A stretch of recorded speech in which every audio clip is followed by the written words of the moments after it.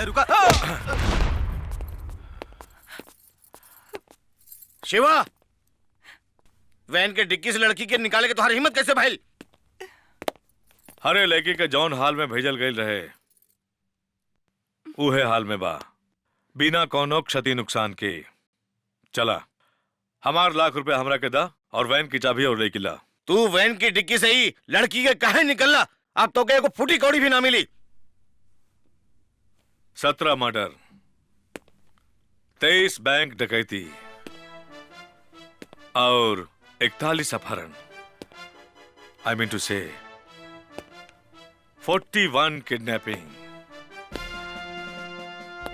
इतना छोट बायोडाटा से शिवा ज्यादा खुश नहीं खे। हाइसन पब्लिक बोलेला। धमकी, मंटू काना के धमकी। बुड़बक, अगर क्राइम करे के हिम्मत और पास बा तक कमीनापन के कला हमरे पास बा।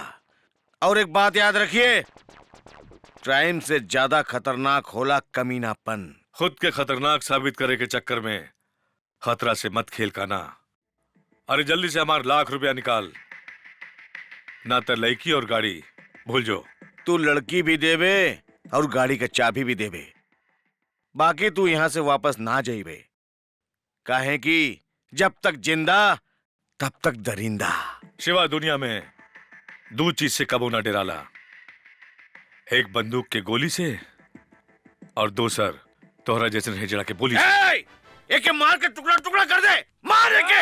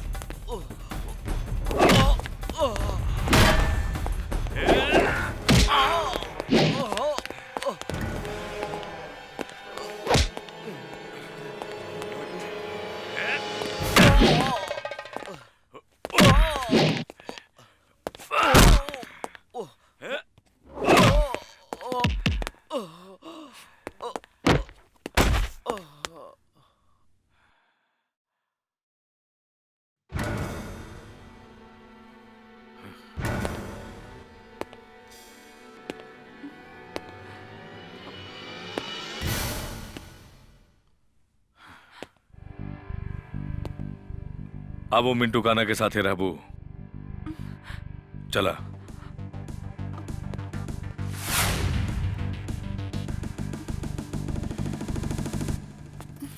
ए भाई संभाल के, ए भाई, अरे अरे साइकिल के ब्रेक फेल बा, हट जा। अरे माई रे माई रे, अरे रमुआ गलत रे, बाप रे बाप, पैर तोड़ देलस रे, बाप रे बाप।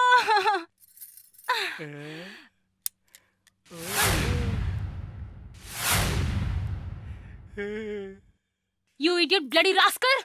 अरे ना रास्कल ना पास्कल, मैडम हई साइकिल के गलती बा, माफ कर दी। हम अभी अभी तहर सामान उठा देतनी। खबरदार जो हमरा सामान के हाथ भी लगाई ले। अरे खिसियात काहे बड़ू, हम तहर सामान के हाथ लगाओ तनी, इज्जत के ना। हट भिखारी कहीं के। का हमरा भिखारी कहलू? हैं? अभक्ति, तोर झोंटा में तेलचट्टा घर करो। तू भिखारी, तोर बाप भिखारी, तोर पूरा खानदान भिखारी। हमरा लवली सिंह के तू भिखारी कहले? पहले अपन औकात के पाजामा से बाहर निकल के तो आ। दिखाई का? अरे औकात ठीक बा, हमऊ तो देखे तोहार औकात कितना बड़ बा। अब दिखाओ तनी तोरा औकात। अच्छा ठीक बा, त दिखावल जाओ, दोनों अपन अपन सामान दिखावल जाओ कि केकर कितना बड़ बा। लवली सिंह आज तक केकरो से हार नइखी मानेली, हमरा तोरा शर्त मंजूर बा। ठीक बा, होने दे। हाँ? हम जौनो जौनो सामान उ भिखारी के देम, तू भी अपना सामान दे के दिखावा। ठीक बा, हमरा शर्त मंजूर बा। हाँ, जे हारी वो भिखारी के चुम्मा दी, ठीक बा? हाँ? चल हाय ले, हम शुरुआत करतनी। हाय ले 10 रुपया। हाँ हाँ? चल दा, चला।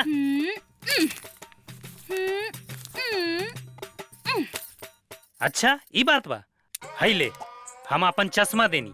हाँ दादा ई बात ल हाय ला, हम जैकेट दे देनी।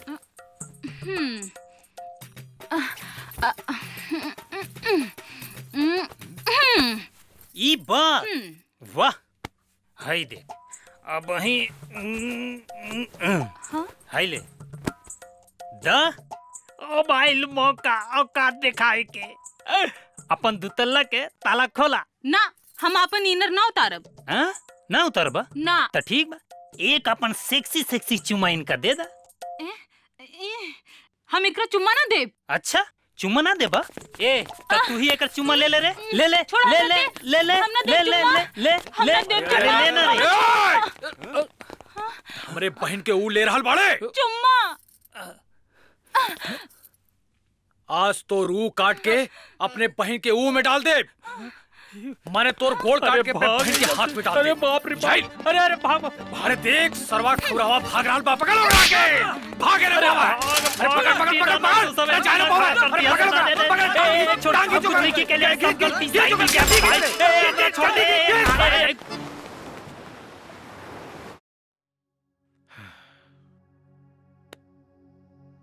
बचपन में ही माए बाबूजी गुजर गईले। दूर के मामा लालचंद यादव जी हमार पालन पोषण कईले। शराबी मामा के पाले के खातिर हमरा के गलत लोगन के बीच में डांस प्रोग्राम करे के पड़ल। मंटू काना से मामा 3 लाख रुपया कर्जा लेले बाड़े, जे वो ना चुका पईले। ऐसे हमरा के मंटू काना के गैंग खातिर बार बार डांस प्रोग्राम करे के पड़ल। बाकी हम ही काम अब ना करे के चाहतानी, यही से हम घर छोड़ के भागे की कोशिश कईनी, पर मामा हमरा के पकड़ के फिर से मंटू काना के हवाले करे के कोशिश कईले।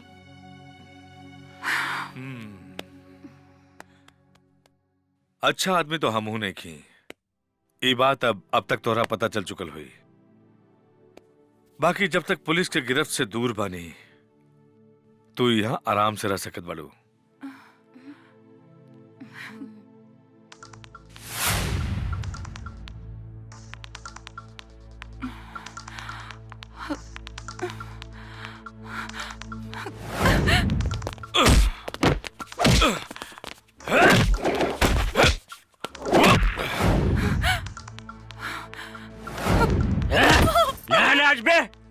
अरे कैसे ना नाच बे?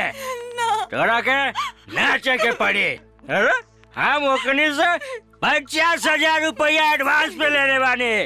अगर तू ना नाच बे तो वो लोग हमरा के नचा नचा के मार दिए सब।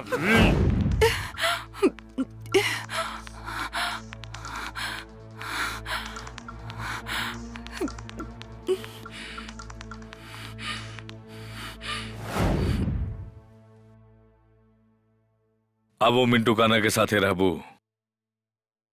चला।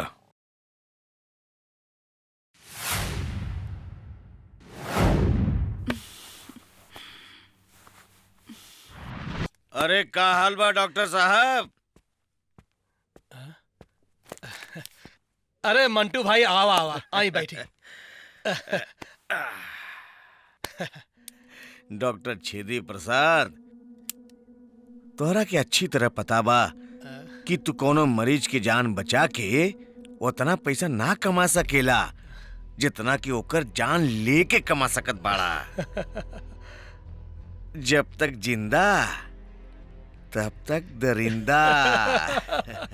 अरे पता बा मंटू भाई, सब पता बा। मंटू भाई, देश के आम आदमी 22 रुपए किलो आलू और 40 रुपए किलो चीनी नहीं खे खरीद सकत।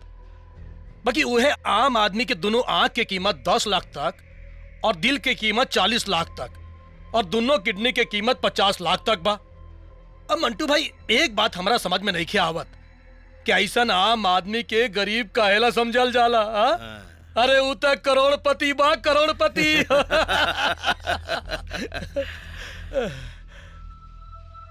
बाकी जब से बिजली हमनी के गिरफ्त से भागल बिया, तब से हमनी के किडनी सप्लाई के धंधा मंदा पड़ गई बा। ना ओकर आइटम डांस हो रहा बा, ना पब्लिक के गायब करके किडनी निकालल जा रहा बा। अगर यह हाल रही तो हमनी के किडनी के धंधा चौपट हो जाई, चौपट। भोला पांडे के भी पुलिस पकड़ ले बा, यही से हमनी के टेंशन कुछ ज्यादा ही बढ़ गई बा। भोला पांडे अपन गैंग के खास आदमी बा, ओकरा पर हमरा के पूरा विश्वास बा। वो जान दे देई, लेकिन पुलिस के सामने जबान ना खोली। बाकी साला हरामी सिवा बिजली के लेके कहां गायब हो गई बा, कुछो पता ना चलता। हमरा तो डर बा मंटू भाई, कहीं बिजली पुलिस के हाथे ना पड़ जाए और हमनी के समूचा राज पुलिस के सामने ना खोल देवे। चाहे जैसे भी होखे, बिजली के जल्दी से जल्दी ढूंढल बहुत जरूरी बा, बहुत जरूरी बा। बिना बजरा के बिजलिया कैसे चमके, कैसे चमके रे भैया। बाजू और बावरा कौन बोल रहा? अरे मुचमुंडा, सामने ना पीछे देख। बाजू और बावरा सही पहचान ले यार, सही पहचान ले। रे ये बिजली कहाँ बारे? बिजली हाँ। अरे मुचमुंडा, हम ई बिजली के बारे में तो के ना बोलली, हम तोर भगनी ओकरा बारे में बात करत बानी। ए, ओकर डांस प्रोग्राम करावे खातिर हम तो के 50,000 रुपया देली कि ना बोला? तो अभी तक डांस प्रोग्राम भइल? बोला ना भइल? देख देख बावरा, गीता में भगवान श्री कृष्ण कहले रहे कि कर्म किए जा फल की चिंता मत कर। तो ऐसा ही तू लोग हमरा के पैसा दे ले जो और प्रोग्राम की चिंता मत कर। छोड़ा के नाती, आज तोरा के छोड़ब ना। अरे छोड़ दे ना, अरे छोड़ दे लिया जाता। अरे छोड़ दे क्या? अरे पर काहे पूजा काहे? अरे तू मारा करे तेरी ऐसी अरे क्या करते रे? अरे टूट जाए, अरे छोड़ी कुछ कहाँ ले जाते रे? अरे रुक यार, अरे बाप रे, आइयो दादा। बाकी यदि अगली बेर बिजली वापस ना मिला तो कुछ और लेके जाई। ना लेके चला। अरे पापा, अरे बाप रे। चल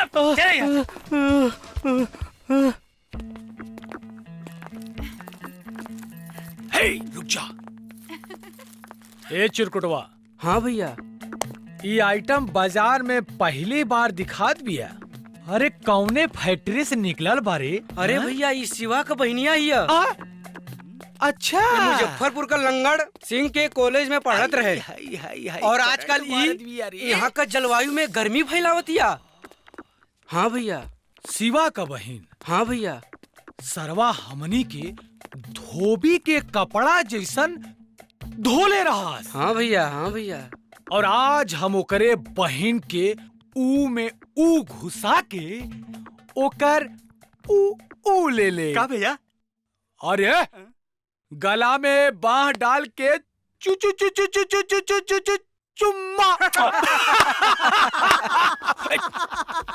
चुप चुप रहा।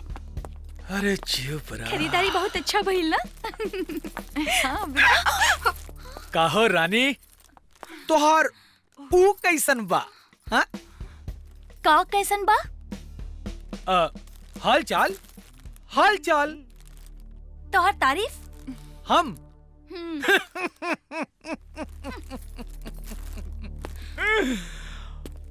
हम हैं डमरू सिंह, पैदाइशी कमीना।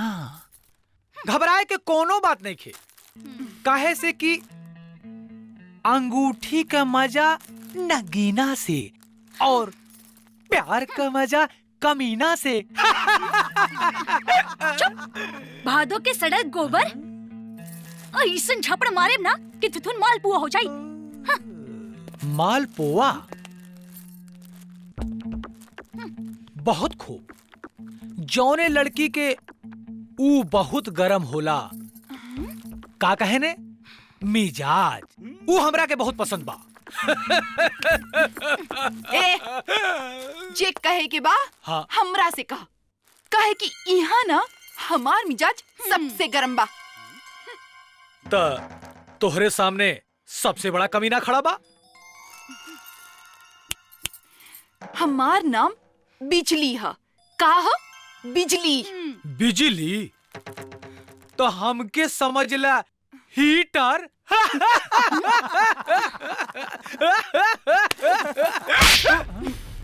औकात में रहा। एकर ऊ काट के आपन ऊ में डाल दे। करे चिरकड़वा।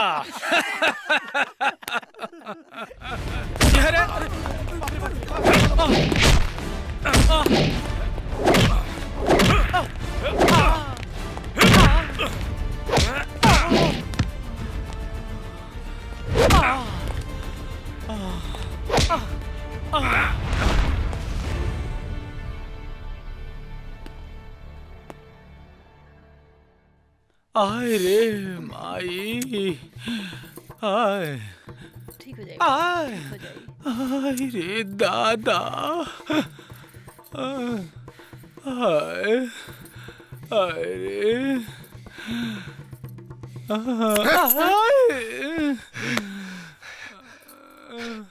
शिवा के ई मजाल जो हमार बेटा पर हाथ उठौलस, मुखिया राम खेलावन सिंह के बेटा पर हाथ उठौलस।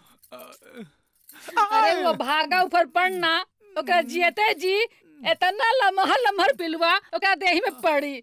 अरे हमरे बेटा के ऐसा ठोकले बा जैसे धूल फेंकना लोहा लकड़ी में कील ठोकेला।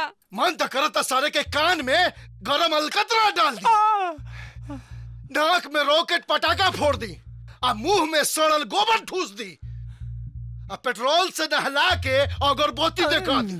ए जी, यह जोश रउआ हमरा प्यार में जतौले होती ना तो हमनी के एगो लइका और होखित। वाह रे हमर पिचकल्टी नहीं लोटा, ई आइडिया वो घड़ी काहे ना देलू हैं जब टंच कंडीशन में रहू।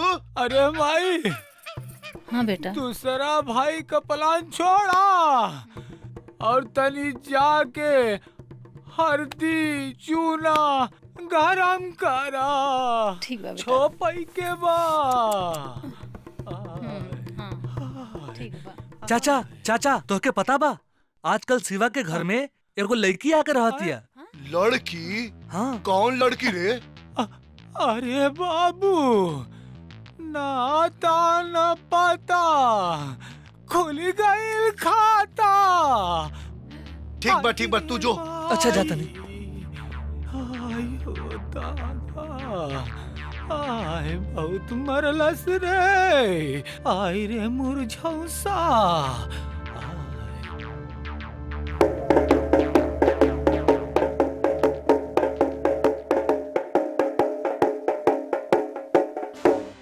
सुना सुना सुना, गांव के मुखिया राम खिलावन सिंह जी और पंचायत के आदेश बा, एक बार फिर से सब लोग ध्यान से सुन ला जा।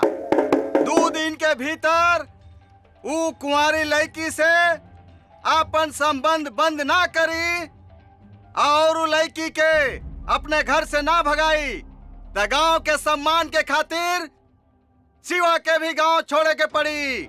सुना सुना सुना। शिवा, हमरा के चलते तोहरा बहुत परेशानी उठावे के पड़ रहल बा। यही से हम सोचे तानी कि हम अपन मामा के पास वापस लौट जाएं। माने कि फिर से वही दलदल में। तो आखिर का करी, हमार किस्मत में यही लिखल बा।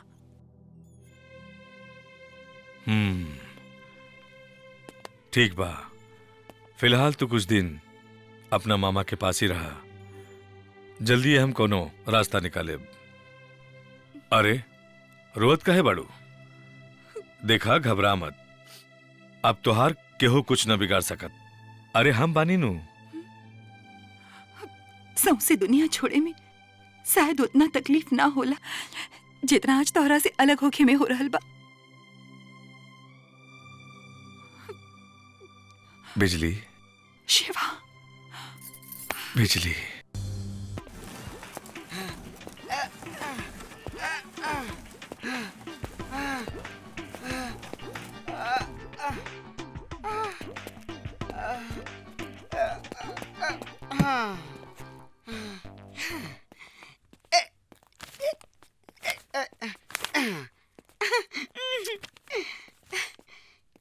खीर खला थारी देबो, दूध पिएला पानी देबो, हो देबो तोहरा के रोज गरम चाह।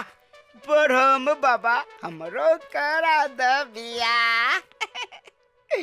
जे गोर होतै त बात बुझ बनलै।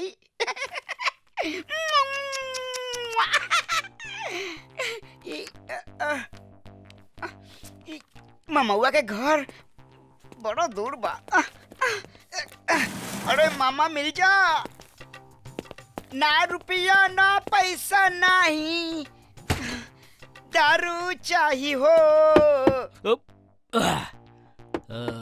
जिंदगी जिए खातिर एगो मेहरारू चाहिए हो। ये खुलत काहे नहीं? जाने अब के आइल, कूटे आइल कि लूटे आइल? हाँ?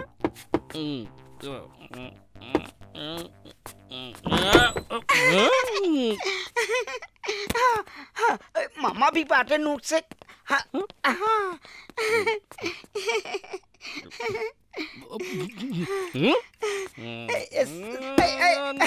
मामा, आइयो मामा। बिजली के मामा तू ही बारा। मामा तो हम ही बानी, बाकी चेचिस के हम पहला बेर देख रहे बानी बजवा। 82 मॉडल बानी। बाकी हम तो बुक ना कैले रही। अरे मामा, हमार माई माने तोहार बहिन मुँह से पहले बिजली खातिर बुक करके चल गए रहली। माने तू भीतर चला, भीतर चला, सब कहानी बताए। अच्छा अच्छा चल अब ए हट। ना रुपया ना पैसा नहीं, दारू चाहिए। बेटा जिंदगी जिए खातिर एगो मेहरारू चाहिए। अब समझावा का बात बा? हम पी के हैं मामा। तू पी के? पी के आइल बड़ा? अरे एने हम पी रहल बानी। आगे बोला। ई त हमार नाम है। पी के माने पी के माने अरे लग गई हो। हाय देखा, प्रीतम कुमार। अरे वाह, प्रीतम कुमार। कनकी गंज से आयल बानी मामा। अच्छा। हमार माई बतासा देवी के, बिजली के माई चमेली देवी वचन देले रहनी कि जब हम दोनों जवान हो जाए तो दोनों के ब्याह करा दे जाए। अब मामा ब्याह करा दे। हाँ। ब्याह करा दी? अरे बाकी कहाँ हूँ 1000 वाट के बल्ब और कहाँ तू भक-भकात लालटेन? ए मामा, यूपी बिहार में जब लोड शेडिंग से बिजली गुल हो जाला ना, तब भक-भकात लालटेन वे काम आवेला। बाकी बचवा का तू बिजली के देख ले बाड़े? अरे वो कहाँ 5 फीट 5 इंच के बिया। और तनी तू वापस साइड से देख। ए मामा, सच के बारे में कुछ न कहिया। कानकी गंज के लड़की लोग बोलल इंसान कि साइज में कुछो नहीं के रखल। असली चीज होला ओकर काबिलियत। अच्छा तो तनी हमू तो देखी तो है काबिलियत।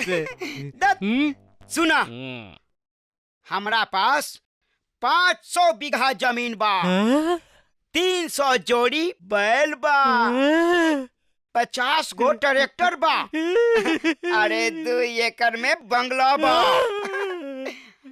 अरे 5 एकड़ में बाथरूम बा। अरे 2 एकड़ के बंगला में 5 एकड़ का बाथरूम कैसे रे?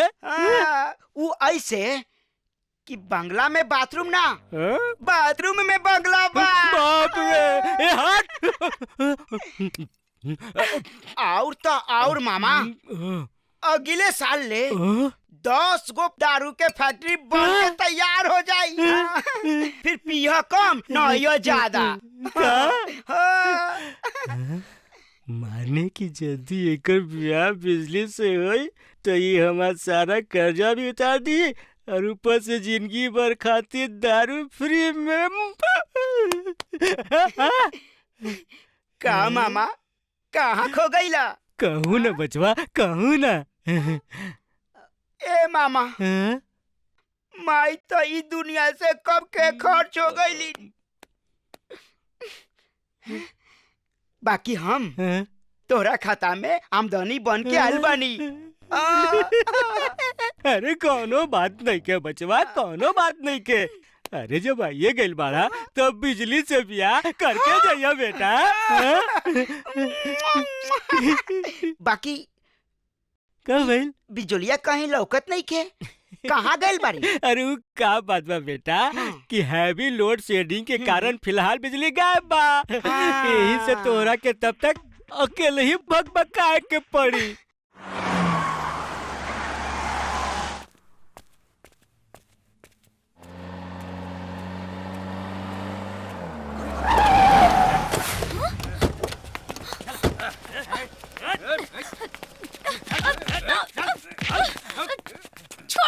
छोड़ दो उनके। कारे लौंडिया, बिजली केने बा? ना बताइब। फुलवा रानी ना बताइबे? जरूर बताइबे। काहे कि मंटू काना के मकसद जब तक जिंदा तब तक दरिंदा। अच्छा, तो तू ही बड़े मंटू काना। सही पहचान लू। और जब पहचानिए गयलू तब प्यार से बता दे बिजली कहाँ बिया? काना के साथ साथ बहिरो बाड़े का? सुनाई ना देहलस? ना बताइब। मंटू काना के गुस्सा आ गई ना तो तोर जवानी नोच नोच के खा जाई। एकरा के ले चल। अब सिवा हमनी के पास खुद चल के आ जाई बिजली के लेके। छोड़ हमरा के, छोड़ कमीने, छोड़ हमरा के, छोड़ हमरा के। ना तो सिवा तोने के ना छोड़ी। छोड़ तो हमें। अरे काना छोड़।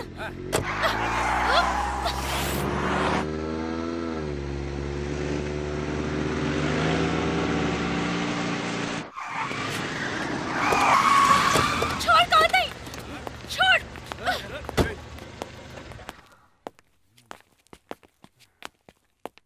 सिवा, यदि बहन चाही तब बिजली के हमरे हवाले कर दे। शेर के सामने गीदड़ भभकी। याद बानू घर में ढुक के पूरा टीम के कैसे कुटले रही। एक बात ध्यान में रख ले सिवा कि मंटू काना के पास तुहार बहन के रहल ठीक नहीं खे। काहे कि जब तक जिंदा तब तक दरिंदा। शिवा के बहन पर जे आंख उठावेला शिवा ओकर आंख निकाल लेवेला। ऐसन पब्लिक बोलेला। सिवा, जेकरा कब्जा में बहन होला ओकरा के बहनोई कहल जाला और कौनो साला अपन बहनोई पर हाथ ना उठावेला। तोरा जैसन कमीना पर हाथ ना उठावल जाला।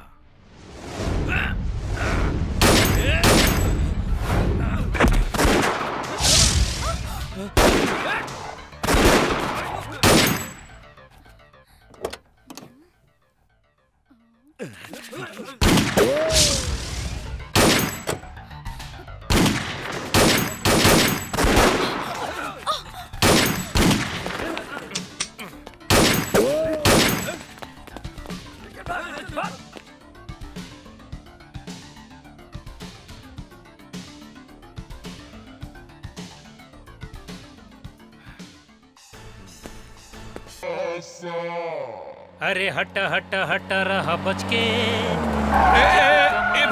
ए भाई तनी रुकी पीछे जी कर पीछे बोला। ए भाई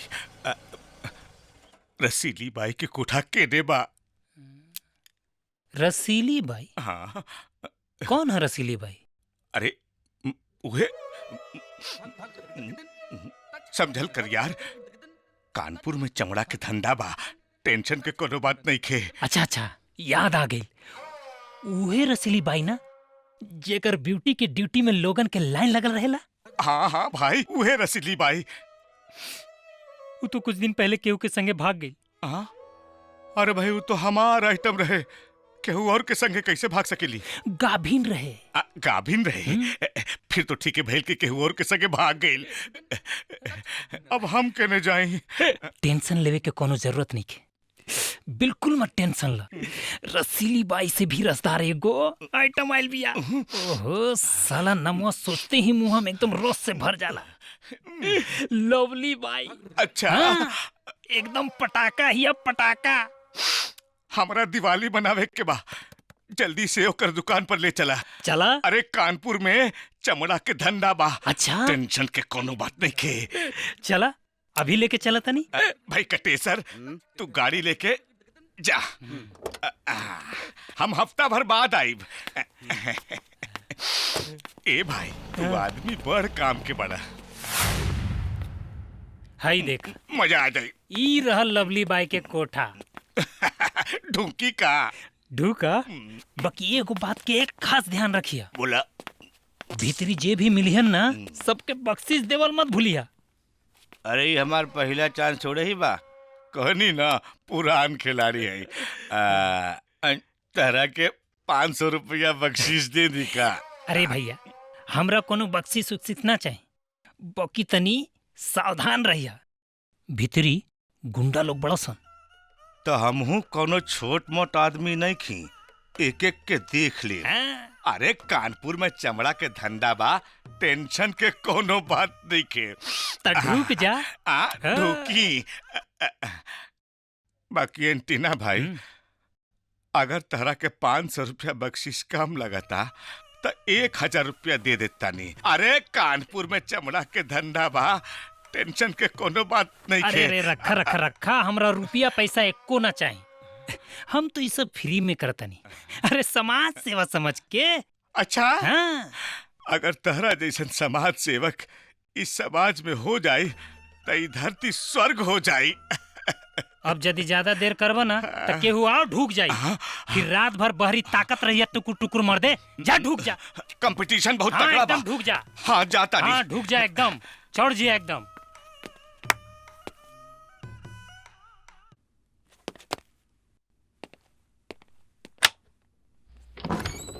जी कहीं का काम बा? ढूकी। ढूकी? एक मिनट जाके बाई जी के बोल दे कि रसिक लाल आइल बड़े, कानपुर में चमड़ा के धंधा बा, टेंशन के कोनो बात नहीं के। हाँ ठीक बा। जा। गुरिया चांद के जुरिया नीन गोर बड़ू हो, तोहर जोड़ नहीं के कोनो।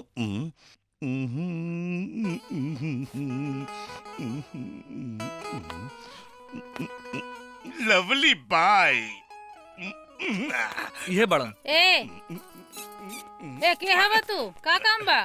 तरह से तो हम बाद में बात करब। बाद में तू ये नहीं आवा। देख भाई ई ले रुपया, जाके बोतल ले आ। ई का हो? अरे खड़ा खड़ा मुंह का देखत बाड़े, जा। जा तनी।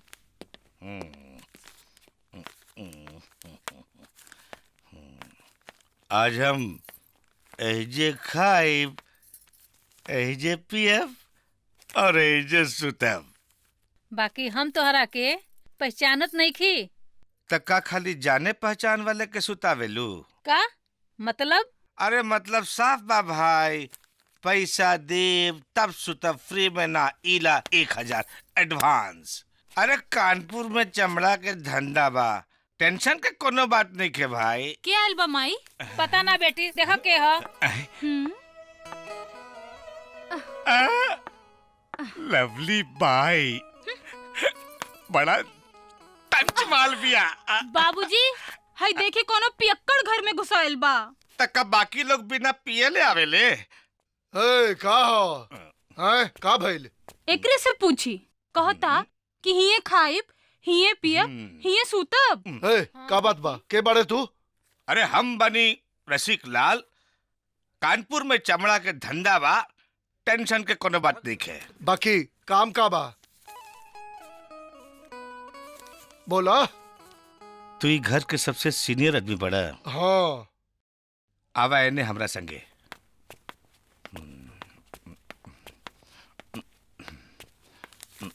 इला रुपया एडवांस। एजा केहू के रुपया ना चाहिए, अपन रुपया अपने पास रखो। तब भाई फ्री में तो हम कहीं का पानियो ना पिए नहीं। कौन है लवली? हई देखा ना भैया, कोनो पागल घर में घुस आइल बा, अब बात बात पे रुपया बांटत बा। अरे भाई हटा हटा। ए भाई, तू ही सबसे समझदार आदमी लगत बड़ा ही घर में। हाथ दिखावा। काहे? दिखावा। इला रुपया रखला, एडवांस बा, बाकी काम भइला के बाद। काम? कौन सा काम? अरे यहाँ आवे वाला ग्राहक जो काम करे ले उहे काम। हे भगवान, अरे बाप हो बाप। अरे मने इतना टन आइटम खातिर 20-25 हजार रुपया कमे बा यार। छोड़ के रखे, निकल यहाँ से, निकल। ए बाई जी, हाँ एक तो धंधा करावे लू, ऊपर से हम जैसन शरीफ ग्राहक के साथ अकड़ के बात करे लू। अब हकता कहीं के, अरे तेरे पिलुआ पड़े, पिलुआ निकल यहाँ से। अरे हम निकले खातिर ना ढुकले हैं। हम एहिजे खाए, एहिजे पिए, एहिजे सुतब। कानपुर में चमड़ा के धंधा बा, टेंशन के कोनो बात नहीं के। अरे देखा भाई, अरे पैसा दे, अरे पैसा दे, पैसा दे। कुकुर। इतना पैसा खर्च के नहीं कामो ना भइल। बाकी याद रखिए लोग, हम फेर आइब, एहिजे खाइब, एहिजे पियब, एहिजे सुतब, बाकी एगो फूटी कौड़ी भी ना देब। कानपुर में चमड़ा के धंधा बा, टेंशन के कोनो बात नहीं खे। सर ज्यादा से ज्यादा 7 दिन में केस सॉल्व हो जाएगी चाहिए। ठीक बा। आवा आवा, हमारे डिपार्टमेंट के सबसे काबिल इंस्पेक्टर शिवनारायण सिंह।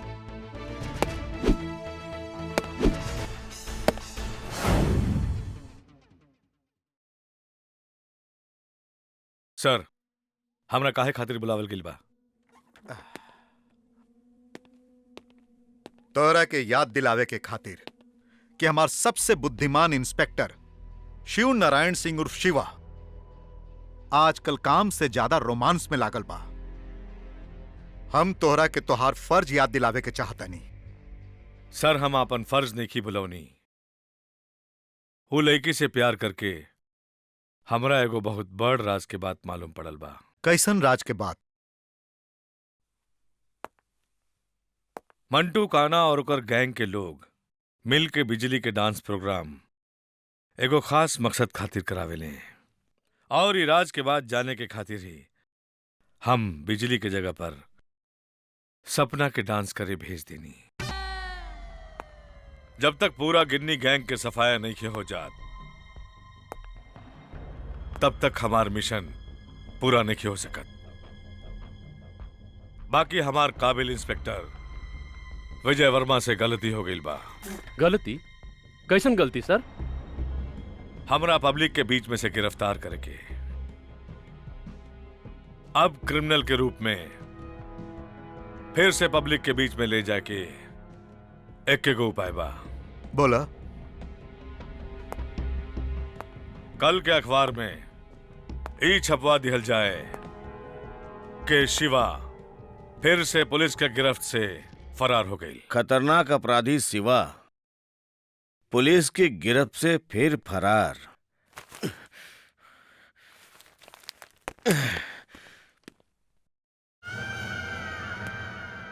भैया ये ली।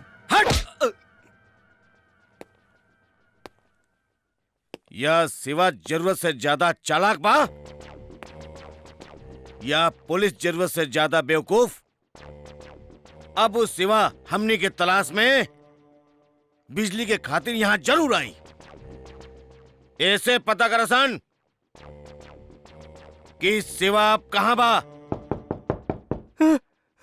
अरे बाप रे, गैली काम से ए भगिना। हाँ बुझाता कि वो बैजू और बावरा फिर आ गई लिसा। अच्छा क्या करी ए भगवान। ए भगिना लागत था ओकनी के घरे फिर कोनो मेहमान आ गए बाड़े सर, और वो लोग फिर कोनो सामान मांगे आ गए बाड़े। देख हम का करी, अब हम का करी छुप जाता नहीं भगिना, छुप जाता नहीं। देख तू ओकनी के कोनो सामान मत दी है, बुझले ना। छुप जाता नहीं। केने छुपी एने छुपी एने केने छुपी एने ना एने हम आई छुप जाता नहीं। ए भगना हमरा के छुपे का बाना। केने छुपी ठीक बा। आई खुदा था। ए भगवान हमारा अच्छा कर। ए काली मैया बचा लिया। हम आई देखता नहीं के बा।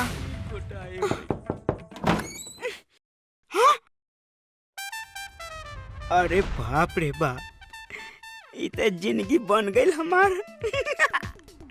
लगता ये हमार मेहरारू बारीन। हाँ? तू क्या हो? हम पी के। पी के? हाँ। पी के तो हमार मामा टल्ली रहे ले। तू पियले बड़ा? नाना हम पीले न बानी। पी के माने प्रीतम कुमार। ओह पी के। अरे हमार भागिनी, अरे बिजली, अरे बेटी, अरे तू हमरा के छोड़ के कहाँ चल गए लालू। देखा था तुहार याद में तुम्हारी मामा कैसे सूख के गोईठा हो गइल बा। ए हट मामा, बदमाश लोग हमरा के उठा ले गेल रहे। तोरा के बदमाश लोगन उठा के ले गइले के बाबू, हमरा के बतावा। ना छोड़ब हम ओकरा के। बाकी मामा भगिना, डॉक्टर से बिजली के मेडिकल चेकअप करावे के पड़ी। ओकर कोनो जरूरत नहीं खे। हाँ? अच्छा बा, ठीक कैलू।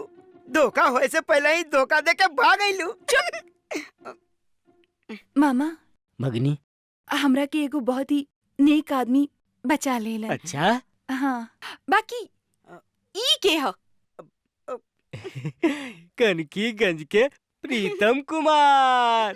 प्रीतम कुमार? भगनी, तुहार माई तुहार बचपने में एकरा माई के वचन देले रही कि तुहार बियाह एकरे संगे होई। ए हट। हाँ। का? हमार ब्याह ई 3 फुटा के संगे? देखा साइज पर मत जा। तोहरा मालूम नहीं खे कनकीगंज के लड़की लोगन का बोलेली सन। का बोलेली सन? बोलेलीन साइज में कुछो नहीं के रखल। ओहो। असल चीज होला ओकर काबिलियत। हट। हाँ? तो हर काबिलियत जाए तेल हंडा में। मामा हम तो सोच ले बानी, हमार ब्याह जब होई ना तो ओके संगे होई जी हमार इज्जत बचैले रहे। बस। ए अरे ए बिजली, ए बेटी, अरे सुनता। अब हमार का हुई?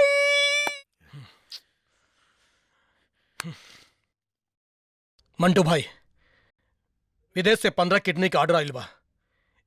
यही से बिजली के प्रोग्राम करा के पब्लिक जुटावल बहुत जरूरी हो गइल बा।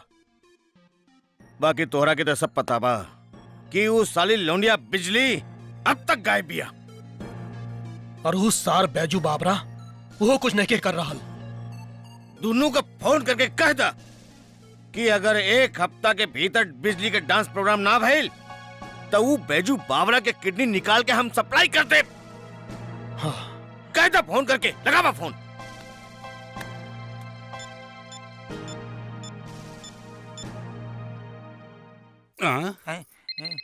हेलो, अरे तोहर हेलो बैजुआ के बोला तारे? तोहर बाप डॉक्टर छेदी। का रे अब तक वो बिजली के पता नहीं चलल का? डॉक्टर साहब हमने के बहुत खोजे के कोशिश कैनी सन, बाकी वो अब तक ना मिलल। देख, अगर वो ना मिलल ना तो तू लोग भी ना मिलबे। रहुआ ये का कहतानी?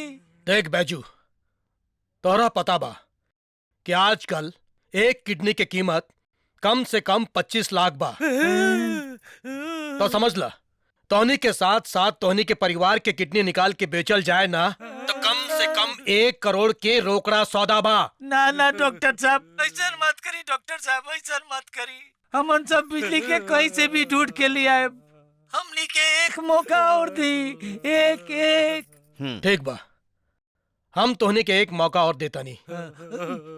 बाकी याद रखिया, तू लोग हमनी के धोखा मत दिया, नहीं तो तोहनी के पूरा परिवार के रेलवे पटरी पर लाश बिछा दे, ओहो विदाउट किडनी, समझ ले? बुझाइल डॉक्टर साहब, बुझाइल।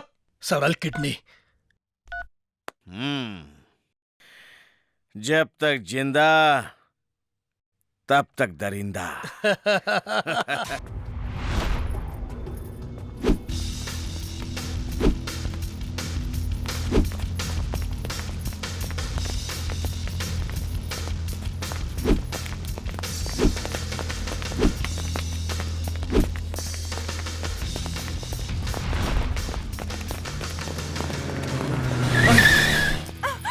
दुनिया में दो चीज कबो नहीं के सुधर सकत, एक कुकुर के दुम और दूसर कमीनन की आदत। हमरे रास्ते से हट जाओ।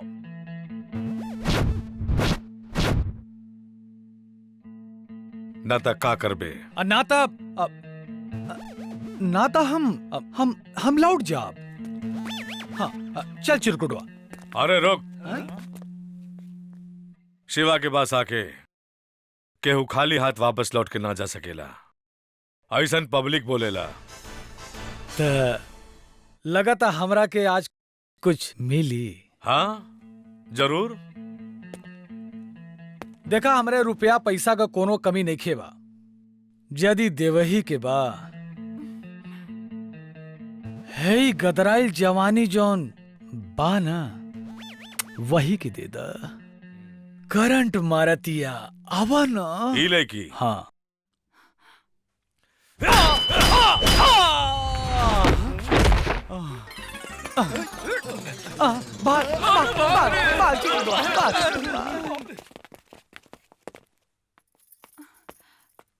अब मामा हमार ब्याह एगो 3 फुट्टा के संगे करावे की तैयारी में बाड़े, यही से हम घर से दोबारा भागई नी।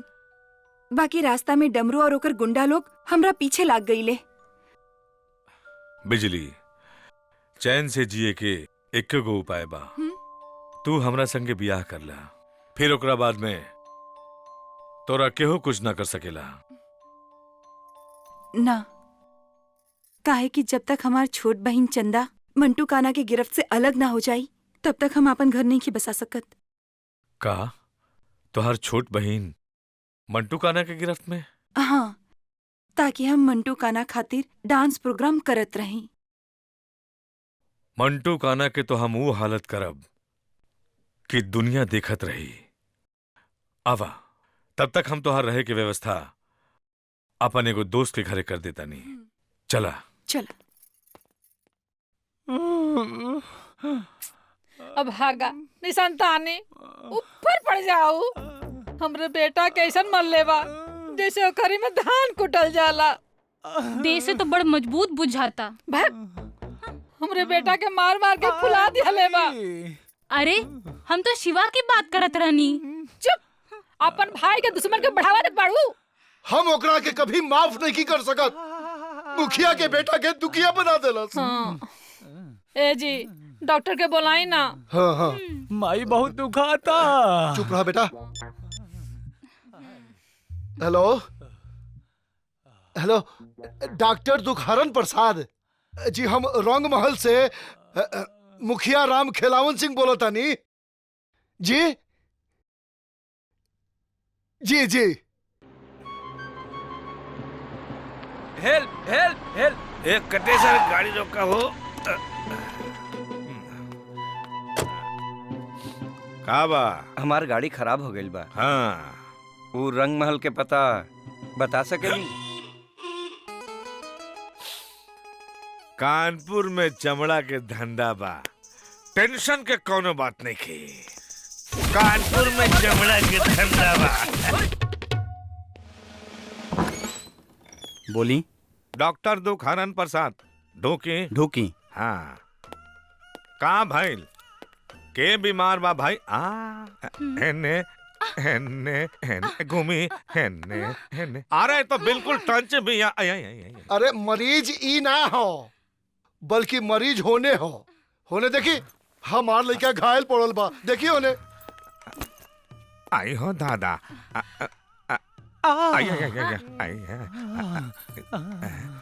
हाँ बेटा। अरे अरे तो दोनों तरफ से फाटल बा। केहू टांग घुसवले रहे का? अरे ना, ये तो पीपल की गाछ पर से ढिमला गेल बाड़े। अरे बाप रे बाप। रवा बाबू। हाँ। रवा माई। हाँ। दोनों जिंदा बाड़ी। फिर घंटी पीपल के पेड़ में टंगावे काहे गइल रहले भाई? सुनी, हाँ? बदकुचनी ढेर मत करी, हमारे लड़का का इलाज करी ठीक से। ठीक बा, तो हमार इलाज करे के तरीका थोड़ा अलग बा। हाँ? हम अकेले में इलाज करे नी, यही खातिर रवा लोग थोड़ा देर खातिर बाहर जाए निकले। ठीक बा, हमनी के बाहर निकल जाता नी सन। रवा ठीक से इलाज करी। हाँ, हम इलाज में 6 महीना के गारंटी भी देवे नी। अगर 6 महीना में दोबारा बच्चा फाट गई तो पूरा पैसा गिन के वापस जाए। बाहर निकले जाए। चली बाहर। चलो लोग आवा।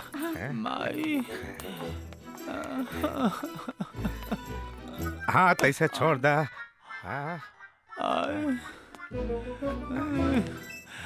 अरे माई। अरे वह लोग निश्चिंत रह।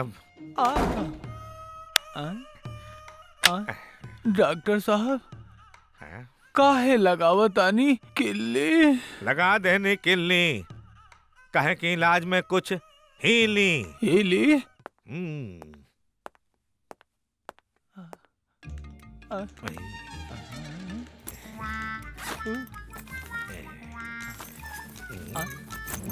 ई का राशि आई मुंह दिखाई। हाँ ठीक बा टांग बांध दी आसानी हुई करे में। अरे का करता है? अरे हाँ बांध दे। मुंह बंद रख। अरे अभी ठीक करता नहीं।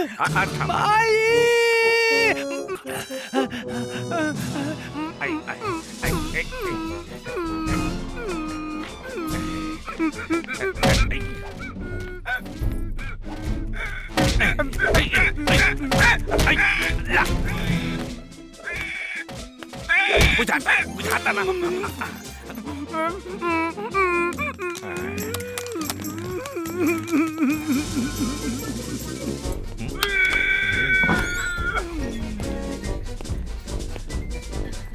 इलाज हो गई।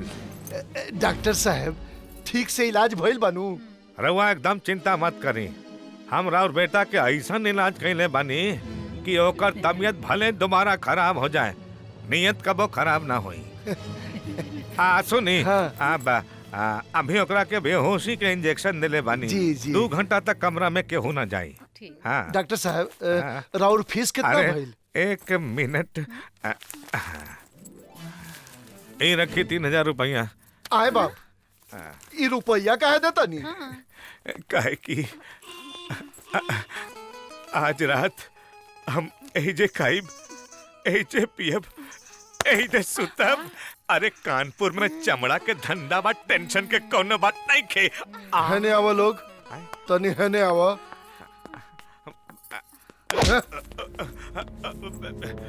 हाय धरा है ने। हाय कहा रे? आए? कटवा एकरा को उठा के बाहर फेंक दे। अब मन करे तो एकर चमड़ा उखाड़ ले। कह के कर कानपुर में चमड़ा के धंधा बा, टेंशन के कोनो बात नहीं के। आगे यहाँ से नकली दाढ़ी लगा के आई रहे। हट चलिए अंदर चलिए। हाँ बेटा। अरे बाबू क्या हो गई? अरे बाबू बाप, इधर बात देले बा करा के। अरे आज जो काम ना भइल, बाकी याद रखिए, अगली बार हम अपन आदमियन के संगे आइब और सब लोग एहिजे खाई, एहिजे पी, एहिजे सुती, बाकी एगो फूटी कौड़ी भी ना दी। कानपुर में चमड़ा के धंधा बा, टेंशन के कोनो बात नहीं के।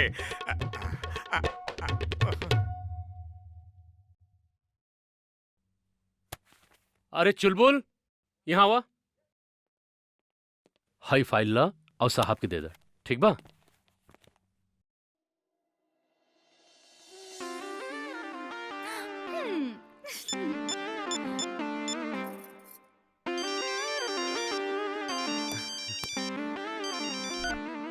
हेलो। हाय। इंस्पेक्टर साहब, हमरा एगो रिपोर्ट लिखावे के बा। रिपोर्ट लिखवावे के बा?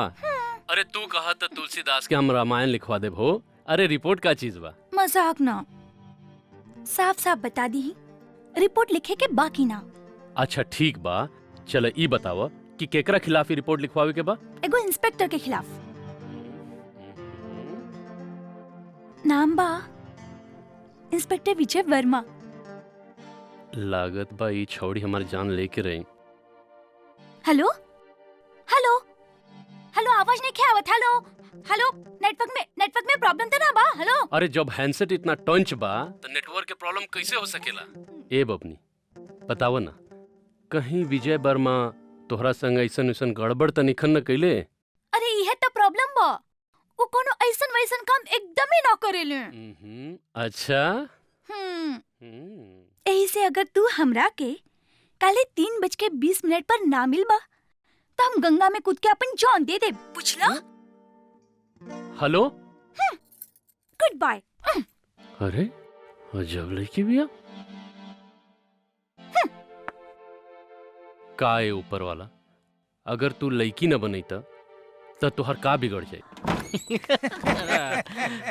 हाँ साहब, आज हम तू लोग के बिजली से मिलावट रे, और अगर ना मिला पानी ना तो मार के हमार टांग तोड़ दिया। टांग ना, तोर हड्डी भी टूटी। हाँ, आप जल्दी से बिजली के बुलावा। बुलाओ बुलाओ। बिजली हमार बेटी, ए भगनी, अरे आजा। बिजली बिजली, बिजलिया कहाँ चल गई? लागत था कि बुढ़वा दारू के नशा में हमनी से फिर झूठ बोला था। अरे ना भैया ना, अरे भैया हम झूठ नहीं क्यों बोला था? अच्छा? बिजली आ रही, बाकी पता ना कहाँ चल गए। तू लोग के का प्रोग्राम बा? प्रोग्राम? तो के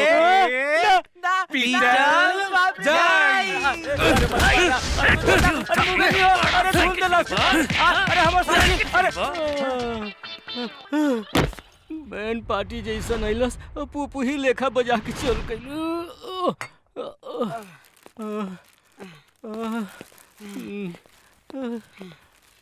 मामा। अरे ना, पी के। हाँ हम पी के। का भइल मामा?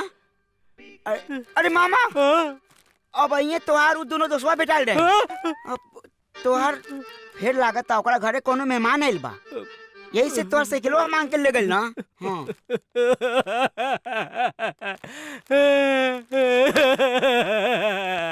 का भइल मामा? तू इतना बुखार पड़ के काहे रोता रह?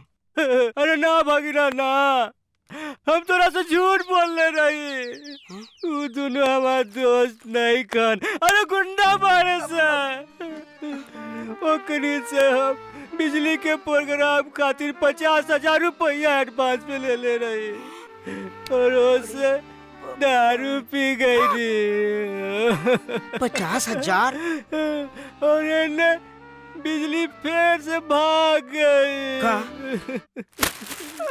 बिजली फिर से भाग गई? यही से भगना वो हमरा के खूब मार ले, खूब पीट ले, साइकिल उठा के ले गई ले, सामान उठा के ले गई ले भगीना।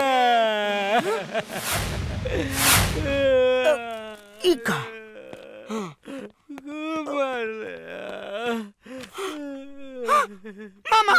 का भइल बकरा? ये ससुरा हुई जे बिजली के भगा कर लेगल हुई। एकरा खिलाफ पुलिस में रिपोर्ट दर्ज कराल जाई। ना छोड़ब, हमार बिजली रानी के उठा कर ले गई। चल मामा चल भगिना, चल ना छोड़ब, चल। अरे क्यों नहीं थे? चल जल्दी। इंस्पेक्टर साहब, ये उहे लुच्चा है जे हमार भगनी बिजली के लेके गायब बा, और ये दोनों कमीना बिजली के नचाए खातिर हमरा के नचा नचा के मारेले सर। देखे से तो बुझात नहीं खे कि ई दोनों बड़ बदमाश बाड़न सा। काहे? काहे कि बहुत ही छोट कद काठी के लागत बड़न सा। हाय इंस्पेक्टर साहब, साइज पर न जाई। काहे से हमरा साइज के बारे में कनकी गन के लड़की लोगन बोलल इंसान कि साइज में कुछो नहीं के रखल। असल चीज होला काबिलियत। तू के? हम पीके। पीके जाइल बड़े? ना इंस्पेक्टर साहब, हम पीके मतलब हमार नाम है प्रीतम कुमार। अच्छा अच्छा, देखा पीके, जैसे कि एहनी में बदमाशी करे के काबिलियत बा, वैसे ही पुलिस के एहनी के अरेस्ट करे में काबिलियत बा। बाकी हमार कुल मतलब ये है इंस्पेक्टर साहब कि केहू मिले चाहे ना मिले, हमार बिजली हमरा जरूर मिले के चाहिए। काहे से ओकरा संगे हमार बियाह होए वाला बा। अरे मर्दे, तोहरा से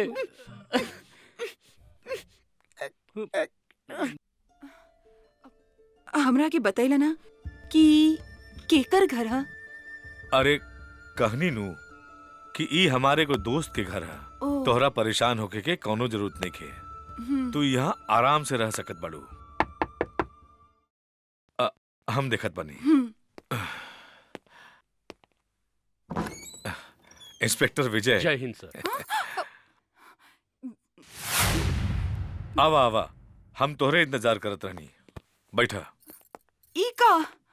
अरे बताओ तनी लोगन के नजर में बहुत बड़ क्रिमिनल हवन शिवा। वास्तविक में ये हवन सीनियर इंस्पेक्टर शिव नारायण सिंह। हाँ? का भइल? जब तोहनी दोनों इंस्पेक्टर बाड़ा तो मंटू काना के चंगुल से हमार बहन चंदा के रिहा करा द। अरे हम वादा करतानी तोहार बहन तोहरा के सही सलामत मिल जाई। सर, ई हवन बैजू और बावरा। ई बिजली के मामा के बिजली के प्रोग्राम करावे खातिर 50,000 रुपया एडवांस दिल रहलन और बिजली के ढूंढ रहल बाड़न। हमरा तो बुझाता सर कि एहनी के कनेक्शन कहीं न कहीं मंटू काना के गैंग से बा सर। बिजली तू एगो काम करा। का? देखा, तू अपन मामा के घर जा।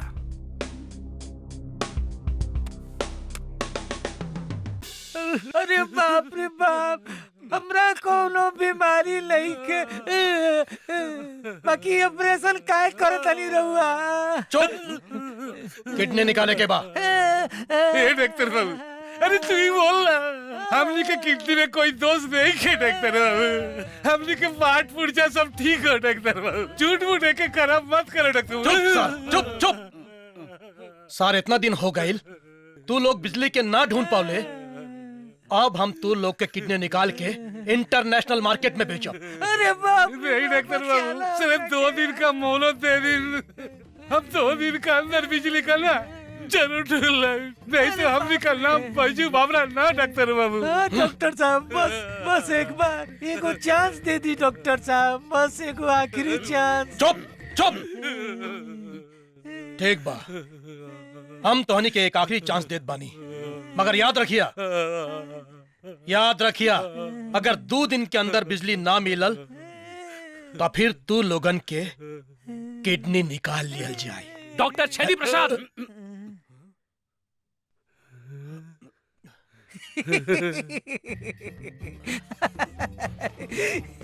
इंस्पेक्टर साहब, हमने तो यहाँ मजाक करत बानी, मजाक। प्रैक्टिस ना डॉक्टर साहब। हाँ, ऑपरेशन के प्रैक्टिस करत रहनी। प्रैक्टिस प्रैक्टिस डॉक्टर छेदी प्रसाद, तोहरा जितना प्रैक्टिस करे के बा उतना तू कर ला, लेकिन जो दिन तोहरा खिलाफ एक ठोस सबूत मिल गई ना, तो याद रखिया, एक क्रिमिनल एक गोली ठोक दे मुंह में, कब्बो ना बोली।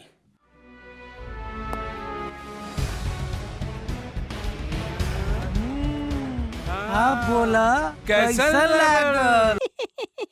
अरे बेटा पीके, अरे तू तो बियाह लागी इतना ज्यादा खखवाइल बाड़े कि बुझाता कि सरकार के परिवार नियोजन कार्यक्रम पर जरूर पानी फेर देबे। ए हट!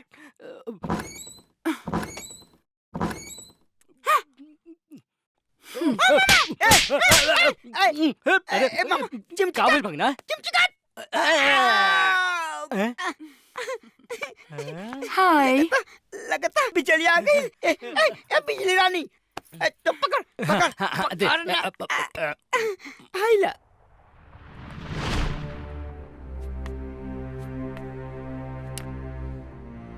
एक बात गौर से सुन ल तू। सबसे पहले शिवा के घर के चारों तरफ से घेरे के पड़ी। बाबूजी, ओकरा ऊ में घुस के ओकर ऊ तोड़ दे, माने घर में घुस के हड्डी। ठीक ना बाबूजी? लेकिन एक बात के ख्याल रखी हो, शिवा के ऐसन मार मरी हो, ऐसन मार मरी हो कि वो ऐनक में खुद के पहचान न पाए। ठीक है बाबूजी।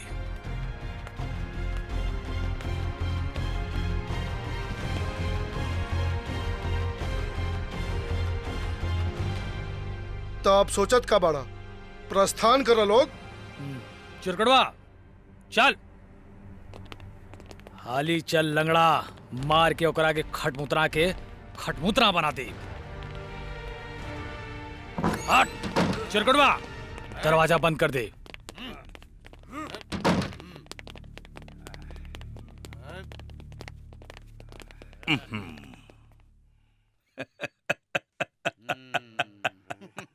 एक लवली बाई खातिर इतना सारा लबला, मिल के बजई है आज रात भर तबला।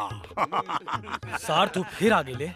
आज तो ऊ काट के हम ऊ छोट कर दे, माने मुंडी काट के लंबाई। चुप भगचोदर हैं। आज सब लोग एहजे खाई, एहजे पी, अच्छा एहजे सुती, और अब की एक फूटी कौड़ी भी ना मिली। हाँ, कानपुर में चमड़ा के धंधा बा, टेंशन के कोनो बात नहीं के। हाँ, देखत का बाड़े? अरे मारे कमीना के, मार के एकरा ऊ में ऊ घुसा के, मारे अब मुंह में लाठी मार संजय, मार एकरा, मार कमीना के, मार ओकरा।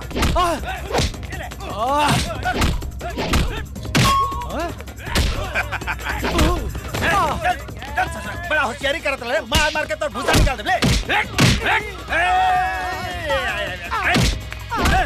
अब कर होशियारी।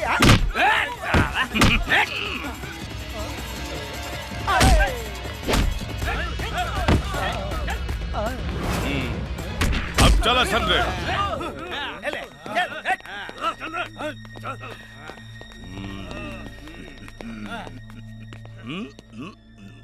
अब लवली बाई से मिलल जाई, इहे खाइल जाई, इहे पियल जाई, इहे सुतल जाई, इहे तब हाई लोग अब ढुकल जाए। बैजू बाबरा, देखा ले आईली बिजली के। बीड़ी जलाइले जिगर से पिया, जिगर में बड़ी आग है।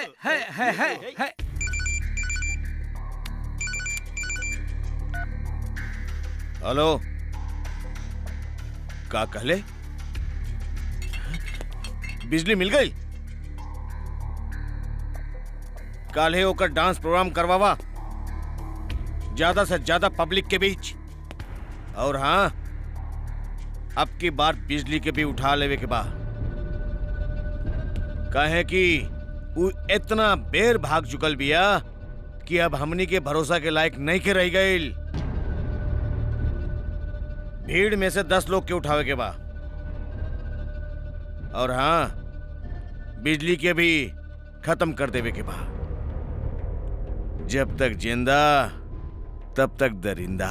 सर, आज रात होके वाला डांस प्रोग्राम में सुरक्षा व्यवस्था बहुत टाइट होके के चाहिए और साथ ही कुछ लेडीज पुलिस अफसर भी चाहिए। यही खातिर हम अपन सबसे काबिल लेडीज सब इंस्पेक्टर के बुलैले बानी।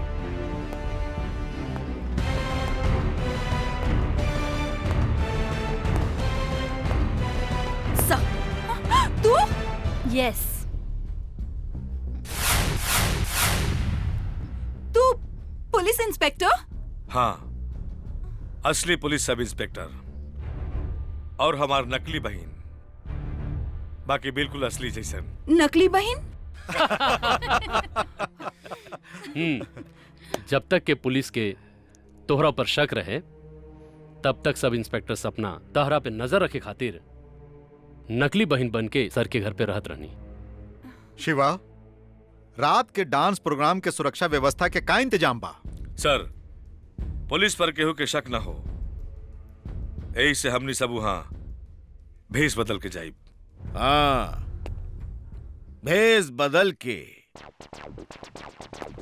हमनी के वहां पे पुलिस के भेष में जायल जाई, ताकि पुलिस भी हमनी पर शक ना कर सके और हमनी अपन काम इतना सफाई से करब कि पब्लिक भी कुछ समझ ना पाई।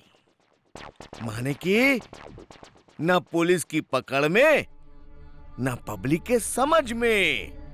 मंटू काना हमार का बिगाड़ी जमाना। शाबाश शाबाश मंटू शाबाश।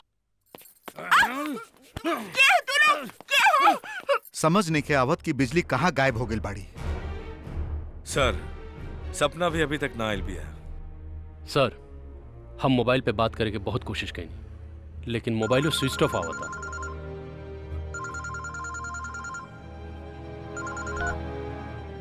हेलो, पाड़े बोला पाड़े। हाँ बोला, तू तो जेल में रहलस। हाँ रही, लेकिन आज रिया भईनी है और रिया होते हम तोरा बहिन के अपना कब्जा में कर लेनी है। ई तू का कहत बड़े?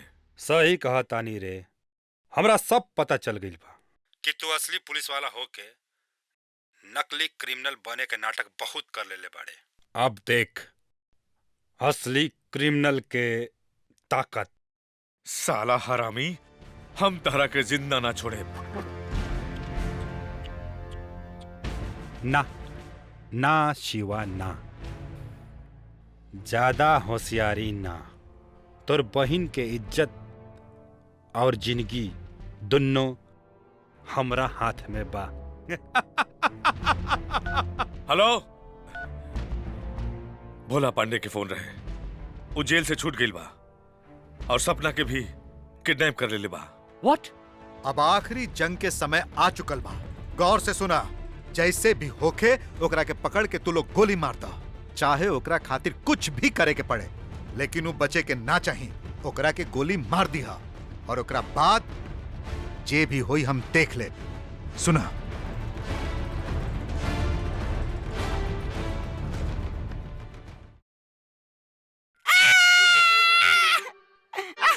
जाए दे लोगन हमरा के।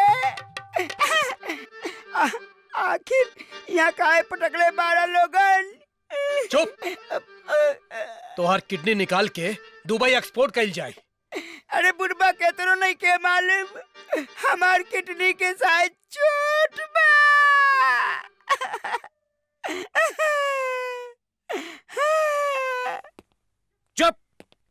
बदायूं के लल्ला बेसी बकबक करबे ना तो तोर किडनी के साथे साथे तोर आँख नाक लीवर गुर्दा सब बाहर निकाल दे और तोर जोनो छोट बानू वो छोट के काट के ओ में डाल दे, गोड़वा काट के हथवा में डाल दे।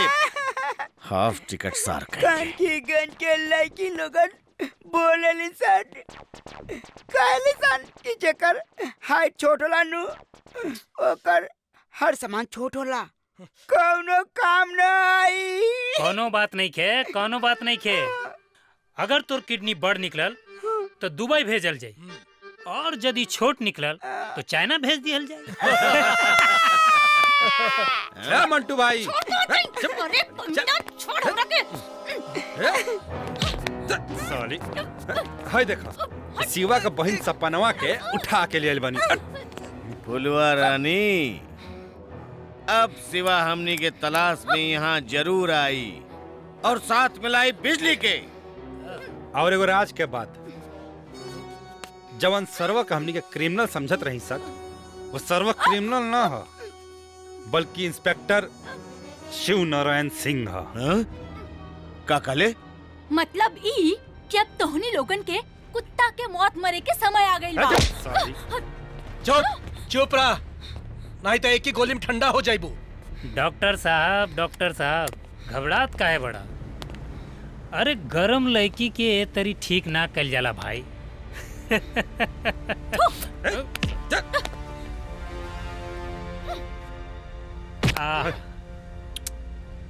नमकीन बिया कैसे ठंडा कल जाला अब हम बताइब तोरा के। छोड़ा सबे, एक ही ठंडा करे के इंतजाम बाद में भी हो सकेला। आगे ही सोच कि पुलिस आवे से पहले हम लोगन के यहाँ रक्सौल के रास्ता से नेपाल निकल जाए के चाहिए। इंतजाम कर। हाँ रघु एकदम ठीक कहा था। नहीं बेस्ट ऑफ लक। चलिए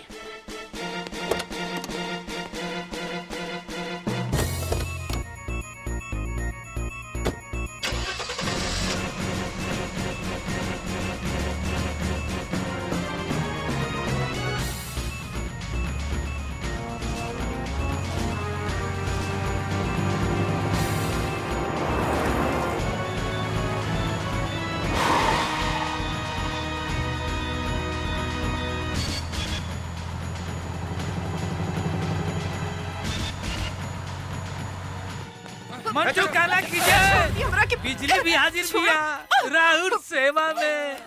बिजली?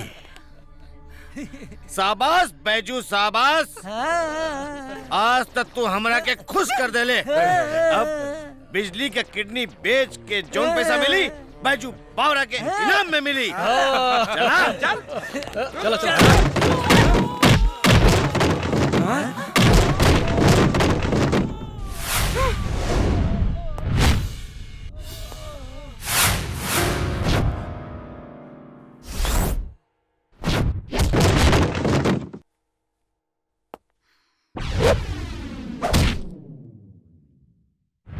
देखत का बड़े मार एकरा के।